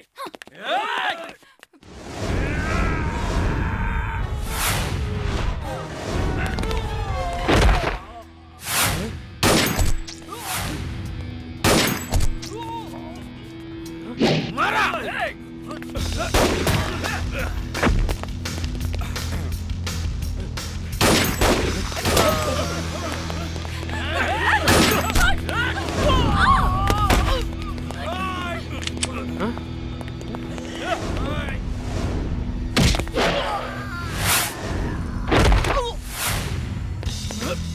मारा है कि जिंदा जाके ना चाहिए।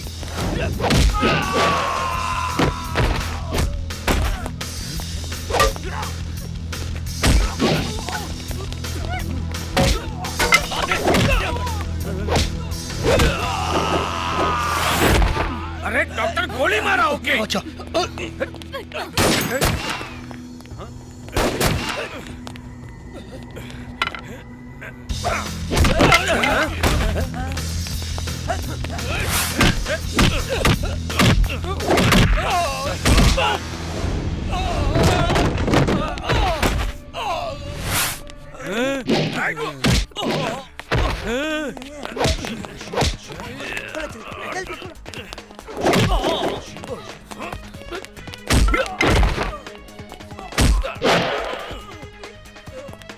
अरे बाप रे, आयो दादा।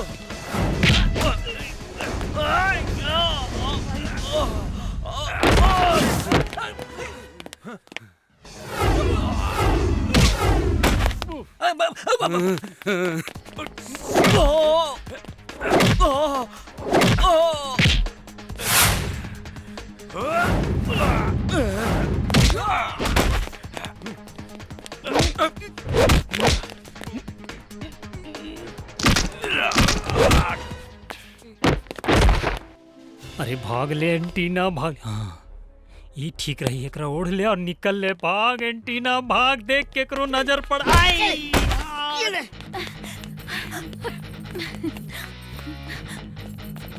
अरे रे छोड़ दे, हम कुछ नहीं निकला रे, छोड़ दे रे।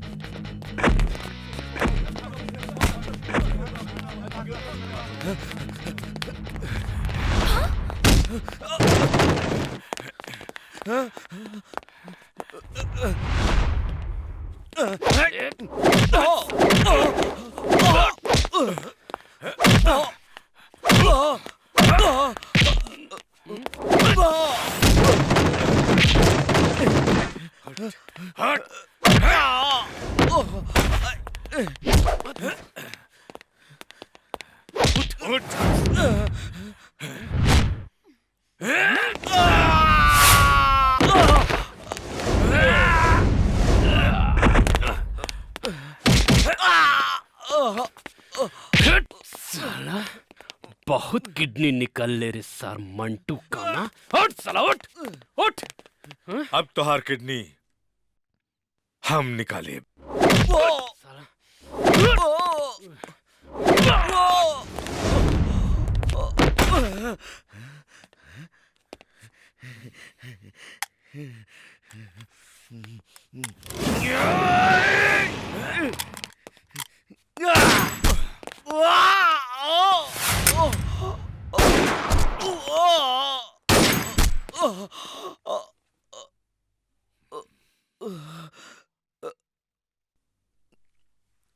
जब तक जिंदा तब तक जिंदा।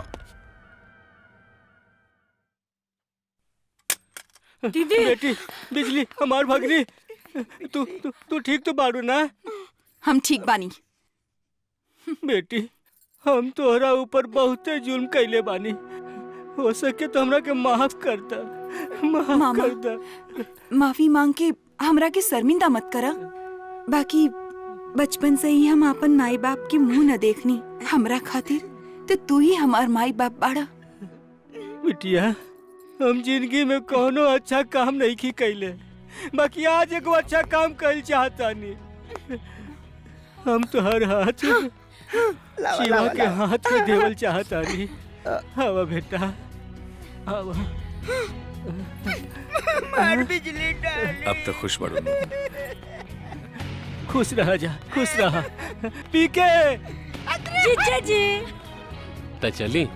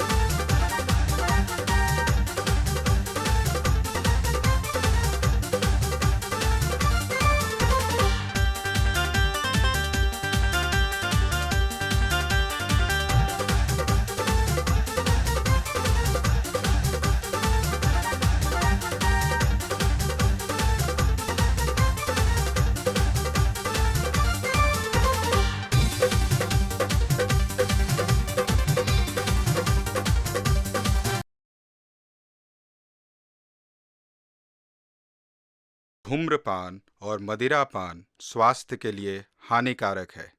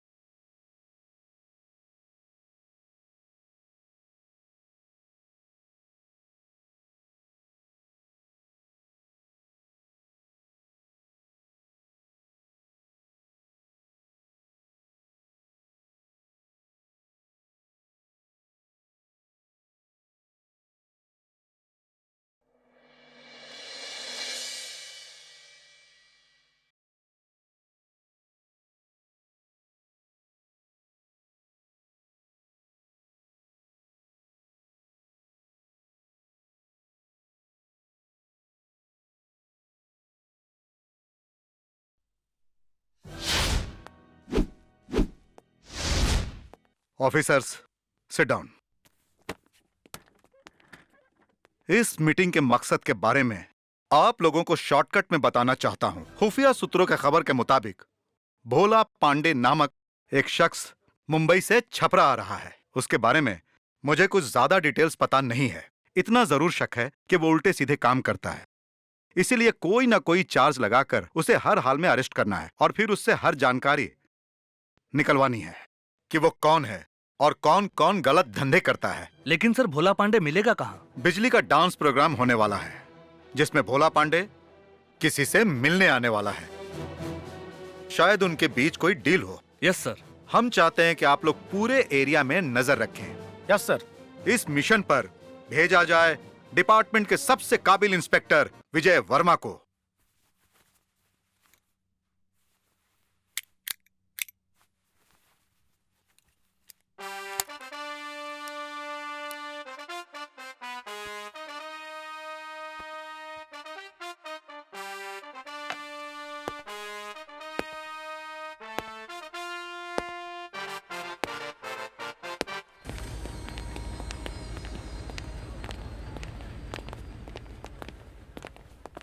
हट रे।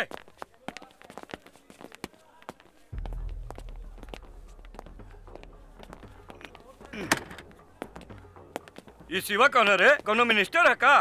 कल्लू भैया, पिछला इलेक्शन में कर नामो ना सुन ले रही। चला नाम तो ऐसा लिखले बाड़े जैसे कोनो वीआईपी होके। तो शिवा के नाम नहीं सुन ले। शिवा छपरा जिला के बहुत नामी गुंडा है। साला छपरा का सबसे नामी गुंडा? हाँ। अरे हमसे बड़ गुंडा? शिवा के तू नहीं जानत। शिवा के सामने जे टेढ़ खड़ा होके लानू ओकर टांग काट लेवेला। शिवा के सामने जे जवान लड़ावे लानू ओकर जवान खींच लेवेला। और शिवा के सामने जे आंख देखा के बात करेला नु ओकर आंख निकाल लेवेला। साला कमीना, ई बात बा तई कुर्सी पे हम बैठे तई और देखा तई तोर सिवा हमार का उखाड़ ली। साला ए दबा रे, चल भाग यहाँ से। ए चला भागा सन रे, भागा।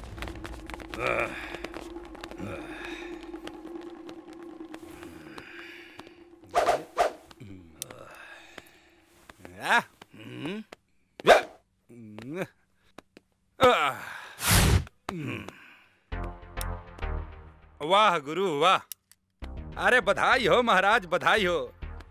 तार हिम्मत देख के हमरा के बधाई देवल बिना रहल ना गईला। अरे तू मर्द ना हवा, महामर्द हवा, महामर्द। अरे हने दबाओ, हने दबाओ।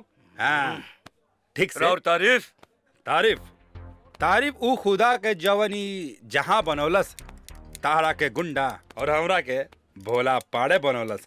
यानी कि बिजली के हजारों आशिक में से एगो और आशिक भोला पाड़े। यात्रीगण कृपया ध्यान दें, प्लेटफार्म नंबर 4 पे आने वाली गाड़ी खिड़की को फाड़ के रिजर्वेशन काउंटर पे आएगी। कृपया कतार में वहीं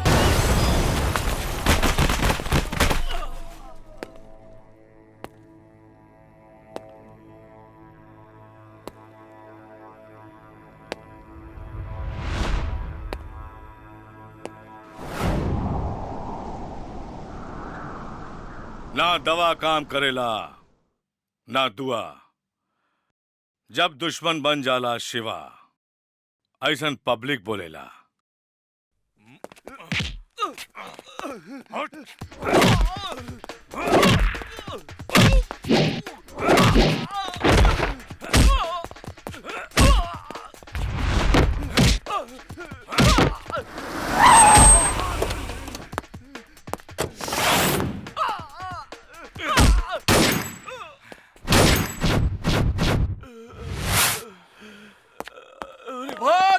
गिरफ्तार कर लो एकरा के और ओकरों के गिरफ्तार कर लो।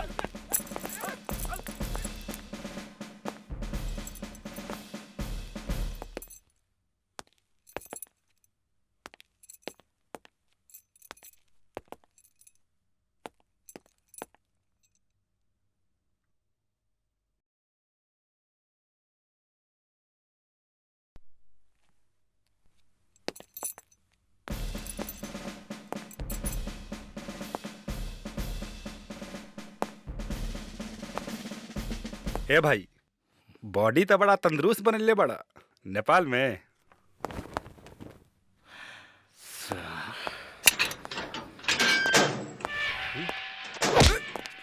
तोहर नाम पूछे से पहले हम तहरा के अपन नाम बता देवे के चाहता नहीं कि हमार नाम इंस्पेक्टर विजय वर्मा है और हमार एक एगो फार्मूला है, एक एगो कि क्रिमिनल 1 और गोली 1। ठोक दे मुंह में, कब्बो ना बोली। अब तू अपन नाम बतेबे कि हम फार्मूला यूज करी। अरे बोल। पाड़े, भोला पाड़े नाम है हमार। काम काम ए मालिक, बेरोजगार बनी, रहुए कोनो काम दिवा दी ना। ए, सच सच तू बोल बे, नाही तो हमरा के सच्चाई उगलवावे आवेला। सच्चाई उगलावे के हुनर ना, बल्कि एगो शरीफ आदमी के डरवा के ओकरा के अपराधी बनावे के हुनर भी आवेला रहुआ। अच्छा, कहे के मतलब ई बा कि तू अपना आप के शरीफ माना ले। शरीफ माने नहीं का, शरीफ हई। अगर हम अपराधी हई तो रहुआ बताई ना कि हम कौन अपराध कइले बानी। अपराध तो हर अपराध ई बा कि तू बिजली के प्रोग्राम में हंगामा करत है।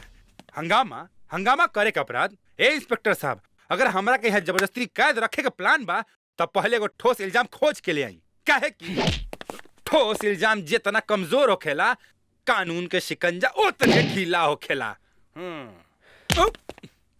का ढीला और का टाइट,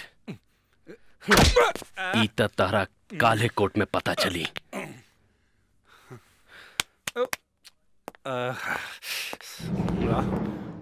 बड़का इंस्पेक्टर बना तारन।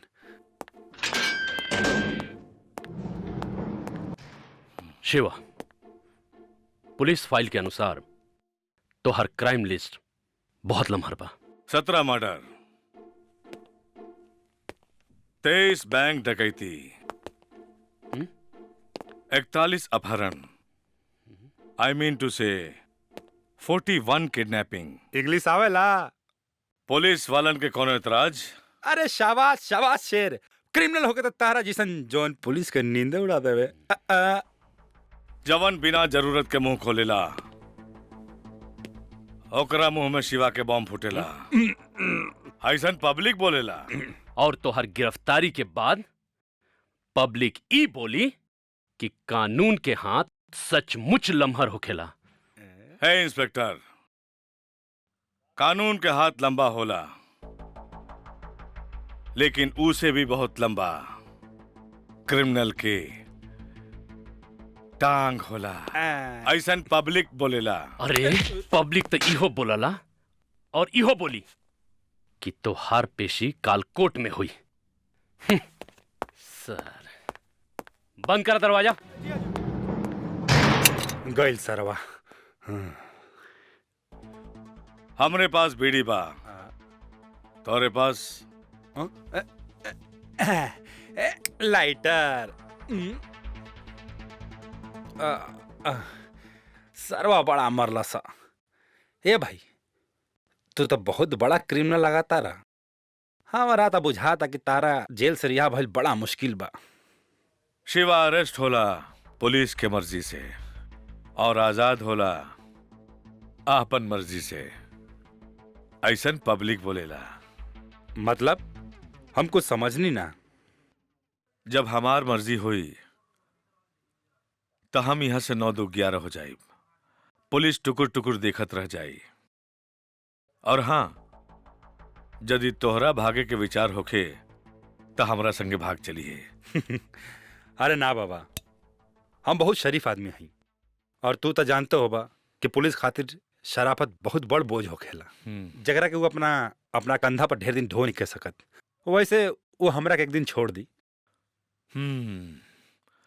औकात में वजन नहीं खे, बाकी बात में बहुत वजन बा। वैसे हमरा के एगो बात बतावा, ताहर क्राइम के लिस्ट बड़ा लंबा बा। तू काहे निखा इलेक्शन में खड़ा हो जात? अरे खड़े खड़े मिनिस्टर बन जाइबा। अरे इमेज खराब हो जाई। वैसे हमारे एगो काम करबा। का काम? कुछ ना, छोट काम बा। रोकड़ा कितना मिली? पूरा 1 लाख।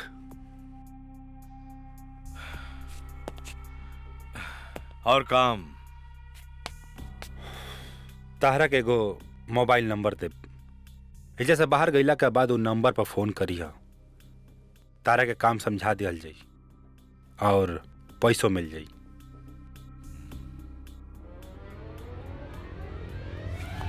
ए बा नंबर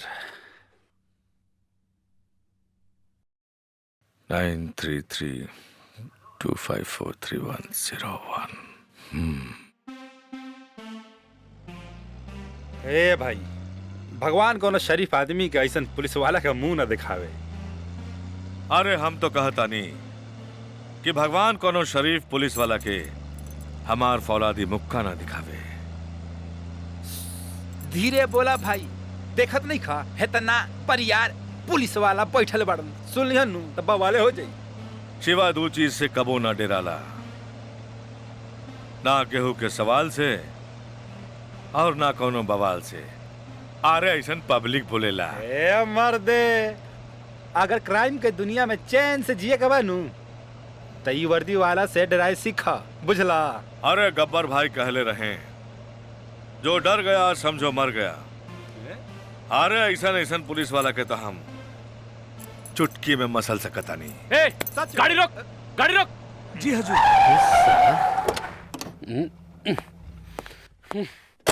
तुम्हारी जबान न बहुत तेज चलला, लेकिन ओह से ज्यादा हमार ये हाथ चलेला। चल बाहर निकल, बाहर निकल सर, बाहर निकल। निकल सर, मुंह का दिखता रे? साला बोल, बहुत बड़बड़ात रहे ना।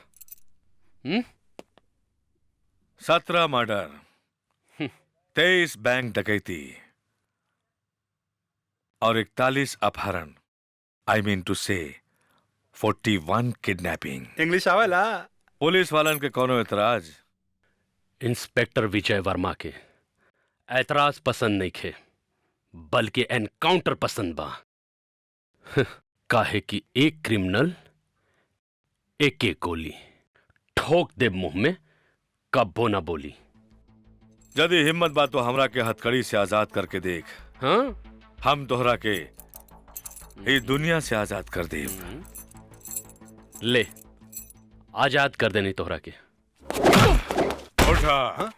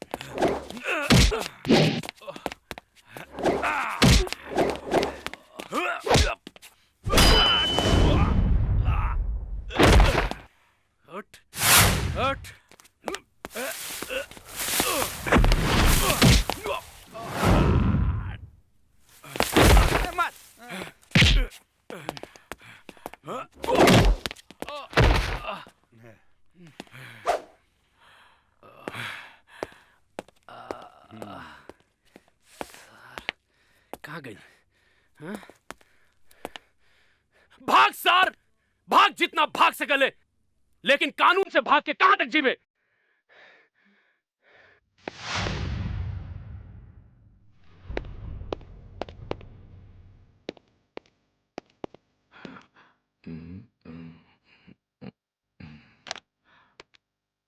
हेलो, हम शिवा बोला तानी। बोला पांडे हमरा के फोन करके कहले रहन।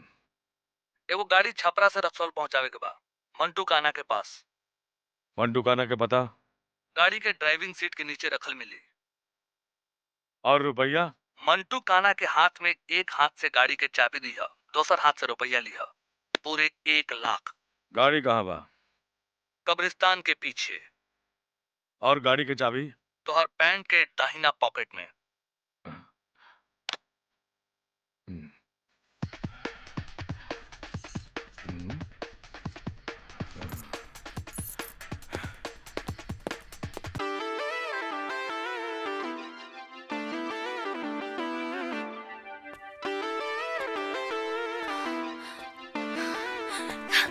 एक्सक्यूज मी, इंस्पेक्टर विजय वर्मा कौन से वार्ड में बाड़न? प्लीज जल्दी बताइए ना, जल्दी। 9 नंबर में। 9 नंबर होने जाए। नो थैंक यू। विजय, अरे आराम से, छपरा एक्सप्रेस जैसन काहे भागत रू भाई? का भाई? तोहरा चोट लागे के बारे में हमरा जैसे ही खबर मिलल हमार तो जान ही निकल गई। आय हाय, हमार जान के जान निकल गई। अरे आज तो तू एकदम मुजफ्फरपुर के लीची के जैसन लागत तारू हो। अरे तोहरा बाह में तो बहुत चोट लागल बा। अरे हमार बाह में अभी उतना ताकत बा ना कि तहरा के हम आसानी से उठा सकनी। कैसे? ऐसे।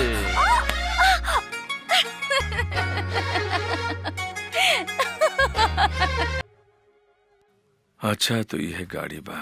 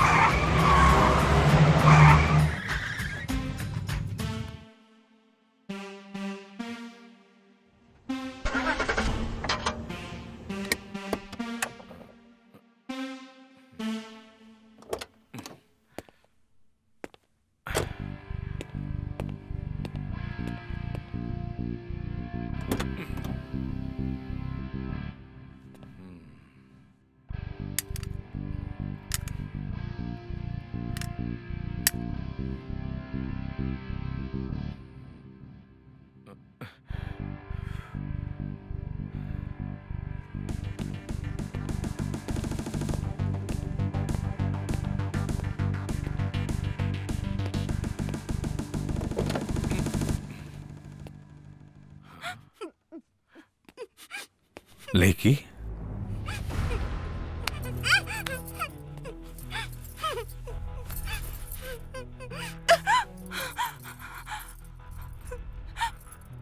का मामला है? अरे अभी पुप्पू ही बजावल बंद करा, पहले बतावा कि मामला का है। हमरा के जबरदस्ती गलत लोगन के पास भेजल जा रहल बा। हमरा के बचा लो, हम तोरा आगे हाथ जोड़तानी, हमरा के बचा लो। अरे अच्छा आदमी तो हम हूं नहीं की, हमरा ऊपर दर्जनों मर्डर के चार्ज बा। का? हाँ, और शिवा के धंधा के एगो उसूल बा कि वो वादा से कभी ना मुकरे। वैन समेत हम तोहरा के पहुंचावे के वादा कर चुकल बानी, जे हम हर हाल में पूरा करके रहब। ना, चल आगे बैठा। ना, ना, हमरा पर एगो एहसान करो, नरक में मत भेजे हमरा के। हम कहनी ना, चला हमरा साथे बैठा। आवा चल।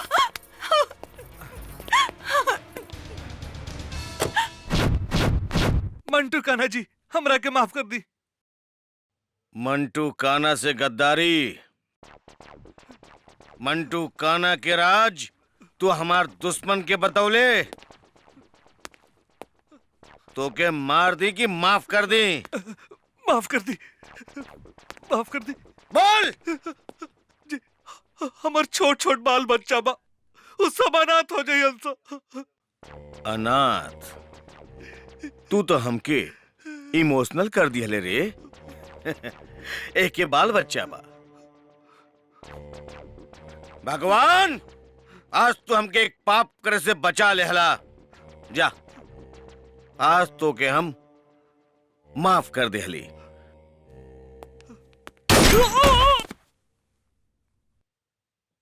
मंटू कान्हा से गद्दारी का एक ही सजा है, मौत। जब तक जिंदा तब तक दरिंदा।